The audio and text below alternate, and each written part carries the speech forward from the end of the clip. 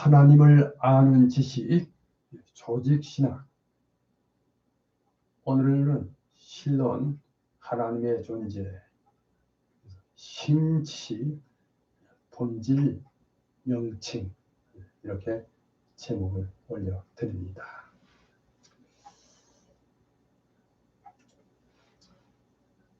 저는 어려서부터 호기심이 많은 아이였습니다. 그래서 그런지 이런저런 여러 가지 의문들을 끊임없이 생각해 내곤 했었습니다. 죄로 인하여 죄인으로 타락한 인류에 대해서 의문이 들어 많은 생각을 하였습니다. 그러나 그 의문은 좀처럼 풀리지 않고 저의 뇌리에서 사라지지 않고 자리를 잡았습니다. 그러던 중 성인이 된 후 어느 날인가 성경을 읽던 중에 이 말씀을 읽게 되었습니다. 성경을 알아나니 성경은 능히 너로 하여금 그리스도 예수 안에 있는 믿음으로 말미암아 구원에 이르는 지혜가 있게 하느니라. 모든 성경은 하나님의 감동으로 된 것으로 교훈과 책망과 바르게 함과 의로 교육하기에 유익하니 이는 하나님의 사람으로 온전하게 하며 모든 선한 일을 행할 능력을 갖추게 하려 함이라.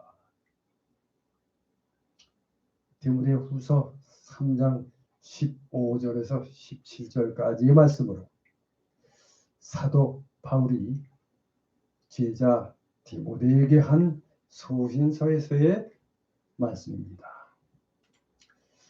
바로 이 말씀을 근거해서 성경에서 그 의문을 알았습니다. 오늘은 기독교 믿음의 근간이라고 할 수 있는 조직신학에서 가르치는 조직신학 신론, 하나님의 존재, 신지식, 즉 하나님에 관한 지식, 본질과 명칭에 관한 진리를 알아봅니다. 자, 하나님은 참으로 계시는가?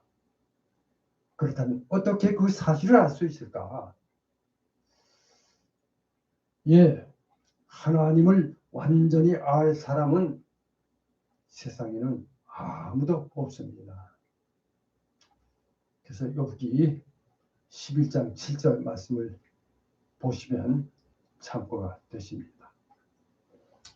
다만 하나님께서 능동적으로 자신을 알려주시는 것만큼 그 하나님을 알 수 있을 뿐이라는 말씀을 드립니다. 먼저 첫째로 하나님에 대한 지식입니다. 신지식, 이렇게 말씀을 드립니다. 인간이 가지는 하나님에 대한 지식의 가능성은 몇 가지 다른 근거에서 부정되어 왔었습니다. 그러나 어떤 경우 이 같은 부정은 인간이 하나님을 이해할 수 없다는 말과 같은 말입니다. 물론 이것은 분명한 사실입니다. 전체적으로 완전한 지식을 갖고 하나님을 알며 신적 존재의 무한한 심연을 측량한다는 것은 인간으로서는 불가능한 일인 것입니다. 그러나 반면에 인간이 부분적으로만 하나님을 알 수 있음에도 불구하고 그 지식은 참되고 진실한 지식인 것입니다. 일반적으로 인간이 가지는 하나님에 관한 지식은 두 가지로 나눈 것입니다. 첫째, 선천적 지식입니다. 그래서 본유적 또는 생등적 지식이라고 합니다. 본유적, 혹은 생등적 지식이라고 하는데 이것은 나면서부터 가지고 있는 신지식, 하나님에 관한 지식입니다.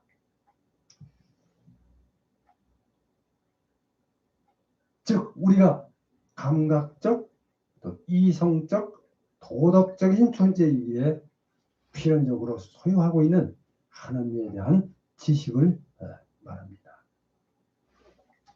자, 보세요. 유급할 때나 불치의 병을 앓고 있을 때 혹은 사망의 위험에 직면할 때, 즉 죽음 앞에서 설 때 사람은 누구나 다 하나님을 찾게 됩니다. 자, 이것은 인간의 마음속에 본질적으로 종교심이 있기 때문입니다. 사도행전 17장 22절 말씀 참조하시기 바랍니다. 자, 이렇게 본유적인 하나님의 지식이란 인간이 정상적인 상태에서 하나님 계시에 접촉하자 곧 자발적으로 성장한다는 그런 의미에서 생득적인 것인 것입니다. 그래서 이것은 인간이 성숙하였을 때 필연적으로 발전하는 지식이요, 자기가 임의로 선택하여 얻은 지식이 아닌 것입니다. 자, 이 같은 지식은 오히려 일반적 성질의 것이라고 말씀을 드립니다. 자, 그 다음에 여기 2번 후천적 지식이 있습니다. 일반 계시, 특별 계시, 이렇게 말씀을 드립니다. 자, 이 후천적 지식, 그래서 획득적 혹은 후천적 지식입니다. 이것은 하나님의 일반 계시, 자연 계시죠, 와 특별 계시, 즉 성경으로부터 나오는 지식입니다. 자, 그래서 이것은 정신 속에서 자발적으로 일어나는 것이 아니고, 자, 지식에 대한 의식적이고도 끊임없는 추구의 결과로 생겨지는 것입니다. 그리고 또한 이것은 감각과 반성, 연구, 즉 숙고와 토의 등의 지루한 과정을 통해서만 얻어질 수가 있는 것입니다. 자, 그러나 이것은 인간이 하나님을 알 수 있는 능력을 갖고 태어났다는 이유 때문에만 가능하다 하겠지만, 그러나 그것은 인간으로 하여금 본유적인 하나님 지식의 한계를 훨씬 더 넓게 합니다. 물론 제한된 것이긴 하지만 하나님의 이 자기 계시로 말미암아 우리는 하나님의 존재에 대한 참 지식을 소유하게 됩니다. 이어서 두 번째로 하나님의 본질에 대한 말씀을 특별 계시에 나타난 하나님에 관한 지식으로 말씀을 드립니다. 자, 그래서 두 번째는 특별 계시에 나타난 하나님에 관한 지식, 하나님의 본질, 이렇게 제목을 올려드립니다. 자, 여기서는 엄밀히 말하면 하나님을 정의하는 것은 불가능한 일이지만 하나님의 존재에 관하여 일반적으로 서술하는 것은 있을 수 있는 일입니다. 하나님에 대한 정의가 참 수없이 많이 내려졌지만 웨스트민스터 소요리 문답 4번으로 그 답을 내려드립니다. 웨스트민스터 소요리 문답 4번 이렇게 기록되어 있습니다. 자, 읽겠습니다. 하나님은 영이신데 그의 존재하심과 지혜와 권능과 거룩하심과 공의와 인자와 성실하심이 무한하시며 영원하시고 불변하신다. 웨스트민스터 소위문답 4번입니다. 자, 여기서 이러한 서술 방법은 뭐 여러 가지 지금 이제 말씀드리는 다음과 같은 그 요소들을 내포하고 있음을 말씀을 드립니다. 자, 우선 첫째로 순결한 영이시다. 하나님은 순결한 영이십니다. 영성이라고 해요. 하나님은 물질이 아니시며 물질에 의뢰하지도 않으십니다. 그야말로 하나님은 순결 혹은 순수한 영이십니다. 그래서 성경은 하나님의 존재를 정의하지 않습니다. 자, 그러나 사마리아 여인에게 하신 말씀 생각하시오. 즉 하나님은 영이시니 요한복음 4장 24절의 말씀입니다. 그 말씀에서 그 정의에 가까운 표현을 봅니다. 그래서 이것은 하나님께서 본질적으로 영이시라는 것. 그러므로 영의 완전한 관념 속에 관념에 속하는 모든 특징들이 필연적으로 하나님 안에서 발견된다는 것을 뜻합니다. 즉 하나님은 자의식적이시며 또 자기결정적이신 존재라는 것을 의미한다고 말씀을 드립니다. 자, 이어서 두 번째는 보세요. 2번 보이지 아니하시는 분이시다. 그래서 불가견성 그럽니다. 보이지 아니하시는 분이시다. 불가견성. 자, 하나님은 아무 사람도 보지 못하였고 또 볼 수 없는 분이십니다. 디모데전서 6장 16절 말씀 참조하시기 바랍니다.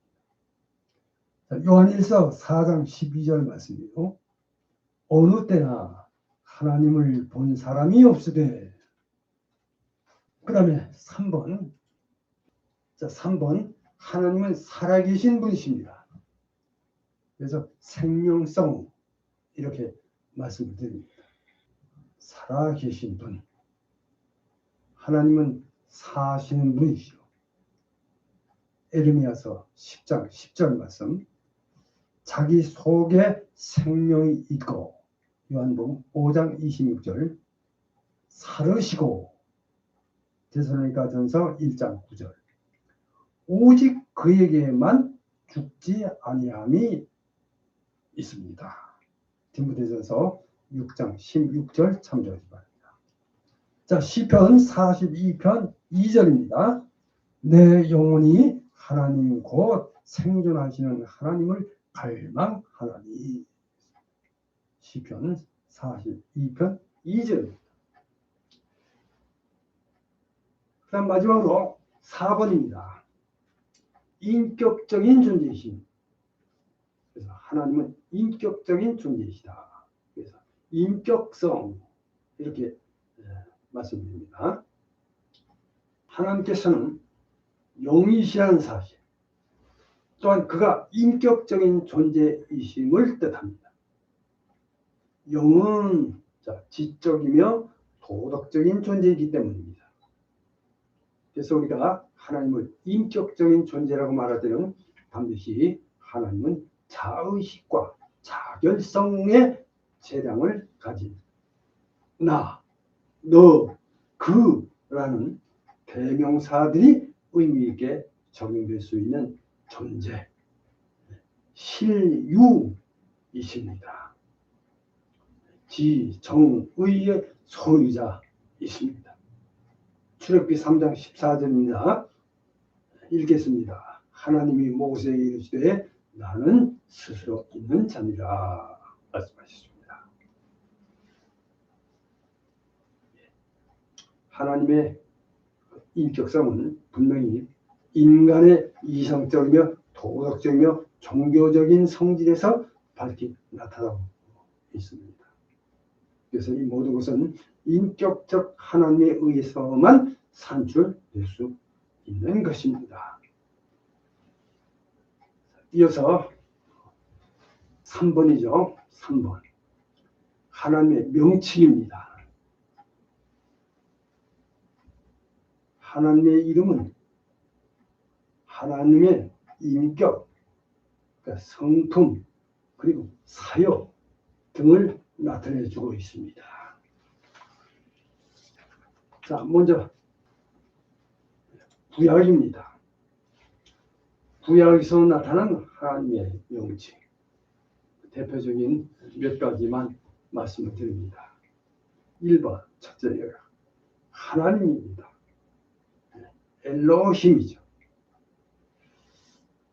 엘로힘은 하나님께서 강하시고 권능 있는 분이기 때문에 그 경외의 대상이라는 그 사실을 강조합니다.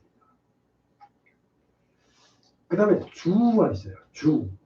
그래서 아도나이 원어로 그 우리말의 그 주라는 의미입니다. 그래서 하나님께서 전 인류의 소유자이심, 또 통치자이심을 드러내는 이름입니다. 그 다음에 세 번째로 엘샤다이가 있어요. 전능하신 하나님, 그런 의미입니다. 이것은 하나님께서 그 백성의 그 축복과 위안의 근원이 되심을 나타내는 것, 바로 그 이름입니다. 그리고 마지막으로 여호와, 즉 야훼가 있습니다. 여기서 특별히 하나님은 여호와, 야훼라는 이름으로 가장 널리 알려져 있습니다. 자, 이 명칭은 가장 신선하고 또 가장 탁월한 이름으로서 출애굽기 3장 14절 그 말씀을 근거로 해서 그 히브리어의 자존하다라는 동사에서 유래된 것으로 하나님의 불변성을 가리키는 이름입니다. 여기까지가 구약이고요. 자, 이제 신약에서. 자, 신약은 그 신약 성경에서는 다만 구약 히브리어 명칭과 뜻이 같은 헬라어를 사용하고 있을 뿐입니다. 역시 몇 가지 말씀드립니다. 첫째, 하나님, 데오스 이렇게 발음합니다. 신약 성경에서 가장 공통적으로 사용된 이름입니다. 이 용어는 지극히 높으신 분이나 하나님 또는 전능하신 하나님 또 그리고 나 혹은 너의 우리의 하나님 이렇게 번역되어져 있습니다. 그 다음에 두 번째로 주가 있어요. 역시 주. 헬라어는 큐리오스 그럽니다.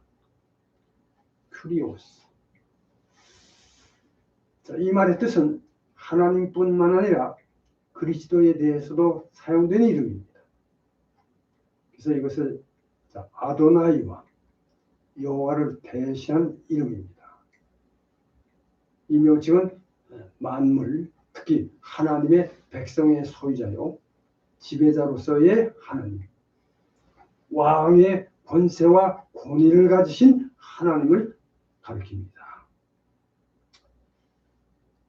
이어서 아버지가 있어요. 세 번째, 아버지. 파테르 그럽니다. 자, 하나님은 이스라엘의 아버지예요.